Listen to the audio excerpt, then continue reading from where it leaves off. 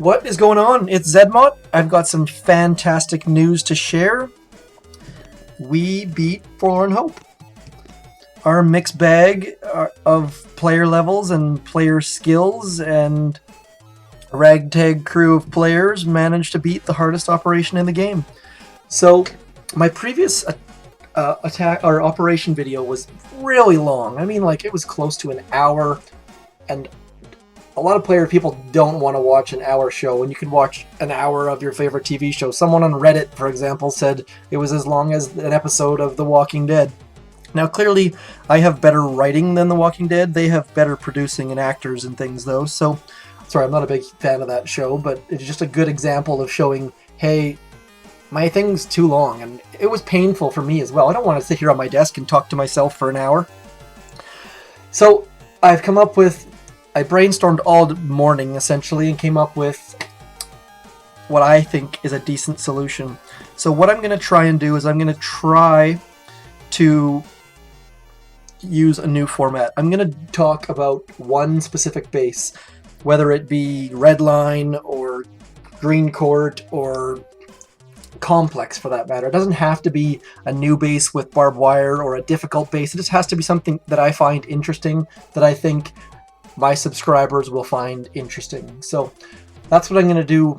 And again, this might happen all at once. I mean, there might be a base highlight of a solo who done by our MVP. Like, I don't know, and I might throw out some of these categories. So please bear with me. I'm trying to keep up and trying to learn things. So as always, keep the comments coming in. I love to see them. You can't be too critical. Tell me my voice sounds stupid. Tell me the music is terrible. Tell me whatever it may be, and I'm happy to hear it. I will take it into consideration. I might not change it, but at least tell me about it, please. So I'm going to do a base highlight. I'm going to show any solos. So everyone likes watching solos. I mean, anytime someone can take down a base with one attack, I want to see it. So I'm going to show solos or near solos or something along those lines. It might just be crazy attacks. I'm going to try and keep these videos short, so I might just keep the solos, but we'll see. Then I'm going to pick an MVP from that operation. It might be the player who has the best attack. It might be the player who saved an operation base or saved a couple attacks, or I might just pick someone to highlight who sent me a case of beer or something. So I can definitely be bought. So whatever it might be, that will be the MVP. And then fourth, I'm going to show the Unsung Hero. That is going to be someone that doesn't necessarily have the best attack. They might be someone that opened an operation base. It might be someone who made a ridiculously funny joke or gave me a tagline to say in my video or something. It doesn't have to be Boom Beach related. It doesn't have to be anything related. I'm just going to basically pick someone. I might throw this out. I might change the names of all these. Who knows? Last of all, I'm going to show bloopers. I'm going to try and pick only one blooper. I don't want to pick on anyone. I don't want to make anyone feel like they can't screw up. We encourage people trying things. We want people to do ridiculous attacks and try new things. So it's not going to be like, hey, look at this idiot. He tried something new. It's going to be more like, I'm going to try to pick something that other players can learn from. And we'll see how it goes. Maybe people's feelings get hurt and we take it out. I don't know. Again, comments, please, please, please. I can't stress that enough. So, and like I said, all this stuff could happen on one base. I'll try not to. I'll try to but I'm going to try and keep things fresh, try and keep things moving. So what I'm going to do for this base, Forlorn Hope went down. We're doing it again, as you can see.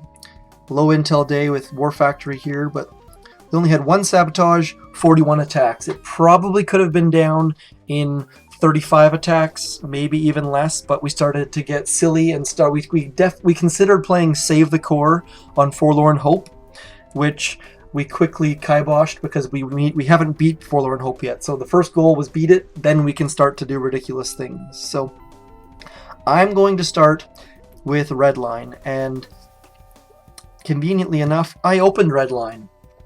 And I feel like I've got the opening for Redline down to a pretty good attack. I feel like I could do it most times now. The first time I tried it, I didn't do all that well.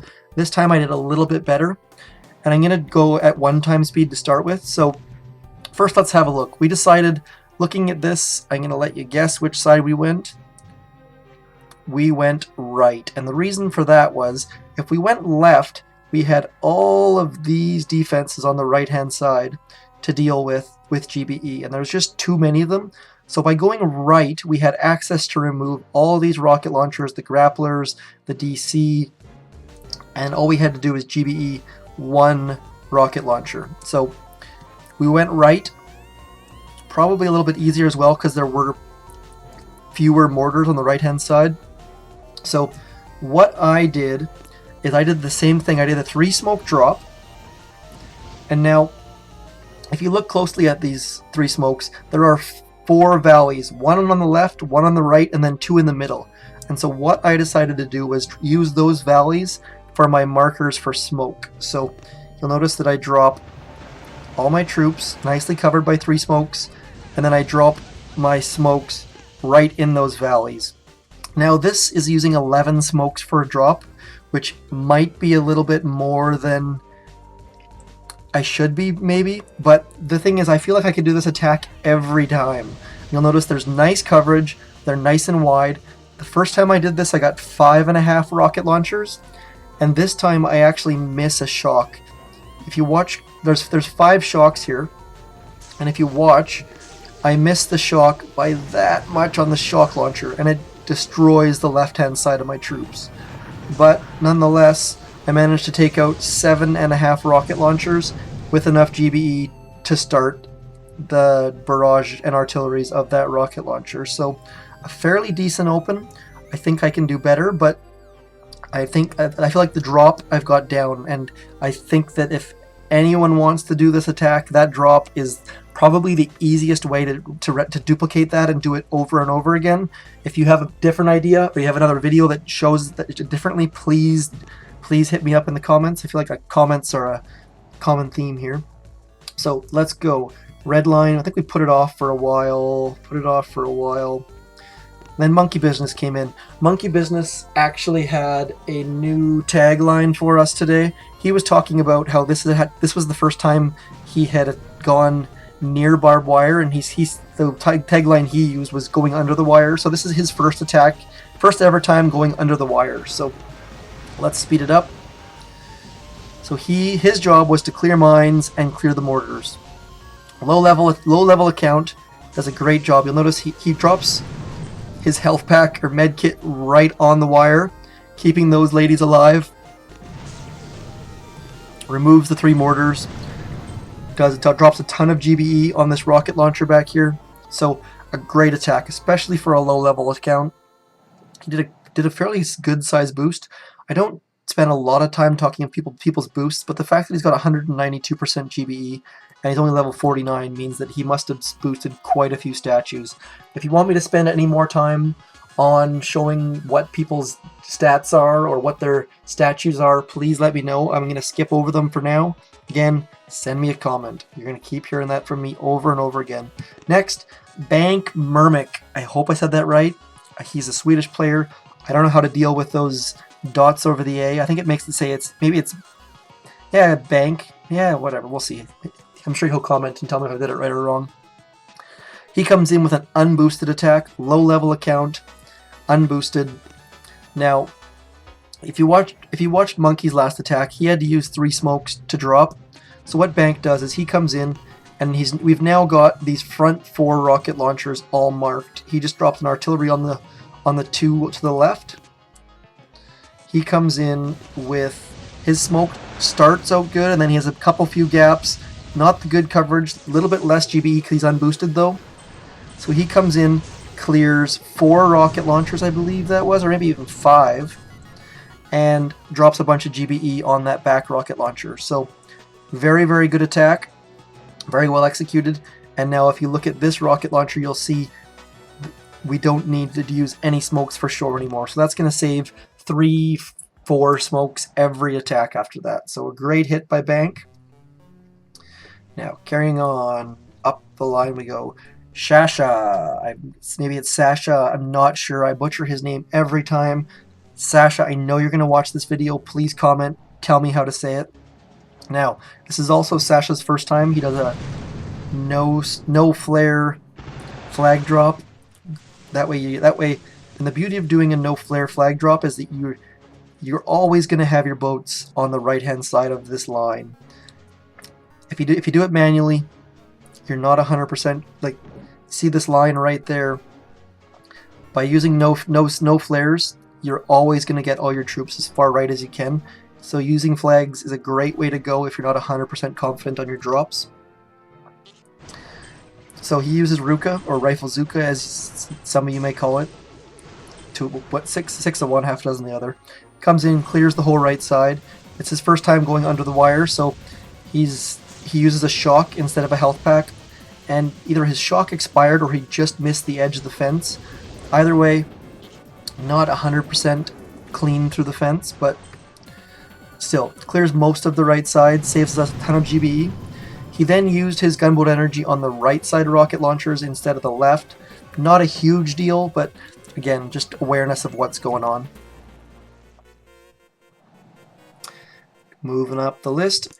Now, next up is Mr. Stunt. So, Stunt is our MVP of the day. Now, Stunt's attack today was not all that special, to be honest. It was good. It wasn't up to his standards, but his last, I want to say 4 attacks have been in my videos because they've been fantastic. Stunt's been with us for a long time, and he juggles life and basketball and I think university and all sorts of things, but he's always around, he's always chatty, and his hits have been off the charts fantastic, so I figured he'd be a good candidate for the MVP. Gets through the fence very well using 1 medkit. Little bit sloppy on smokes, but no damage done. Now he removes the 3 rocket launchers below core. Trust me, he does. He gets it. And he has removed the other one. So 4 rocket launchers, a few other defenses, definitely MVP worthy. And again, if you don't like these logos, if you think it looks silly, if you think it needs to be moved somewhere else, you know what to do by now. So now I'm going to switch back to here. Now moving up. Next up, we have Broseph. Broseph, I apologize in advance. He's been with the task force for probably 2 years, or he's been playing with a bunch of us for probably 2 years, and this is his worst attack I've ever seen. So I'm sorry, Broseph. I'm showing Redline, so you get included. No exceptions. If I have a bad attack, I'll be in there as well. I may not pick the maps that I attack and fail on, but we'll see. So, I don't know if you can see that or not, but he shocked like half of his troops and then just barraged what was nearby. His smoke was late. His flare, I think he used a flare instead of a smoke. Not a good attack. Definitely not up to his standards. Had to show it though, because we're going through all attacks on Redline. Next up, Coltrane. Crate drop. Goes under the wire nice and smooth, I believe. I think he might actually hit one of those mines. Let's see here. Nope. So gets through, clears the whole right side. His task was to try and get the right side, including the Doom Cannon. I think he gets all of the relevant defenses. Let's see. Yep, DC's down. And then with his last dying breath, he gets ambitious and tries for the flamethrower as well. Doesn't quite get it, but a great attack. Now I should note that at this point, all of the other bases are down. And we had in the neighborhood of 15 attacks left with probably 10 strong hitters left. So everyone's going unboosted. Everyone's racing to get their attacks in because they wanted to attack, I guess you could say. But so everyone's hitting, most players are hitting unboosted. Cole had a small boost on. And so some of the next couple attacks aren't that great, but that isn't because the players aren't great, it's just because they're simply rushing to get attacks. And we had a lineup of probably 5 guys who wanted to hit, and they would hit an attack and someone else had beat them to it. And so a good situation to be in for Redline. We we definitely considered doing Save the Core. We hadn't beat Redline yet. I mean, we hadn't beat Forlorn Hope yet though, so we figured let's just keep it simple and just beat it for the first time, and we can do stupid stuff next time. So his shocks were a bit late. I think he might have shocked some of his troops too. Not a big deal, because like I said, no one was planning, everyone was just rushing. Now, up comes Commander. Whoa, where'd that go? I'm going to throw this up here. Where did that go? I'm going to throw my oops sign up there. I'm sorry, Commander. I hate to pick on you, but I kind of have to. And the reason why, this not because it's not a good attack, but because I want to show something off about the barbed wire. And it's something that we've hit barbed wire a few times now, and so this is a learning moment that we've already gone through. Other task force might not have seen it or come up with this, so I figured I'd throw it out there just in case people want to see it. So when he goes to go through the barbed wire, he throws his medkit before his Zookas even get to the fence. So yes, his Zookas are nice and healthy, things are going well, but the problem is his medkit has now expired. So then they still have a second fence to go through. So now, I don't know if he actually loses troops here or if he catches the medkit in time, but he has to use 2 medkits to go through 2 fences that are about 3 squares apart. So, not a bad thing. I mean, this isn't a bad attack. I'm not saying his commander is stupid and terrible or something like that. It's just, we can learn something from that, and I'll show you what we can learn from it with our next attacker. So, Commander is our oops of the day, or our blooper reel of the day. Apologies, Commander. It just means that I won't pick on you again for a good long time. So he clears most of the core defenses that are in range. He then retreats just so that we don't have to watch his critter humping on the cell for a while. And then who's up next? Yes, Loot, or PLM, or Please Loot Me, or Jerkface, or whatever you'd like to call him. So Loot had been trying to get a hit in. Jesse and Commander both beat him in. I'm not sure if Broseph did or not, but his job was to get the grappler. Oops, let's go back. So, I'm going to start that again. Apologies. Lost my train of thought. I'm going to show the fence trick that he executes very, very well. Stunton also did it. So I'm going to slow it down here in a second. So you'll notice he hasn't thrown a medkit yet. He's halfway through the fence, and then he throws his medkit. So he actually hits a mine, goes through 2 fences, all on 1 medkit. So fantastic. Do not throw your medkit until your Zookas are in the middle of a fence. Heck, throw it once their health turns red. Throw it very, very late, and you can get through 2 fences with 1 medkit. He then does some nice gap smokes, does a semi-flash kill on the grappler, gets out of there, and gets up above the core, and just clears stuff at this point. So, great attack. I was kind of like, I had asked like, hey, can I please take down the core? I wanted the core hit so bad, and my task force was nice enough to leave it for me, which they had no obligation to do. So I think he actually artilleries his own troops here coming up. Yeah, there we go. So just ridiculous things happening at this point. The core is guaranteed to, like, look at the core. There's nothing even close that could stop an attack. So a great hit. Hopefully something you can learn from that for the fence. Then George comes in. I think he attacked, like, I had hit attack, and both these times, and George and Scoot both beat me in. So George comes in, uses 2 medkits just because there's nothing in range anymore, so there's no reason not to. At this point, I mean, you might as well use 4 medkits to get through the fence because he doesn't need his GBE for anything. Gets behind the core and does some clearing. Now, one of the things that we noticed on this attack is there are, again, little bits of barbed wire floating around. I don't know if this is intentional. I feel like Supercell is using barbed wire as mines almost. And then we also noticed that over here, there's a hole in the barbed wire. So I don't know if these are artifacts or mistakes on map builds, but anyways, this barbed wire is... I think it's brilliant. If they use barbed wire as mines, it will be a complete pain. But again, George is just wasting his troops at this point, like flaring machine guns. He tries to get through that gap in the fence, which doesn't work, clearly. And then Scoots. Admiral Scoots is new to our task force, and he jumped in on the attack without attacking. He hasn't really said much, so everyone was extremely nervous that he was going to vulture the core take.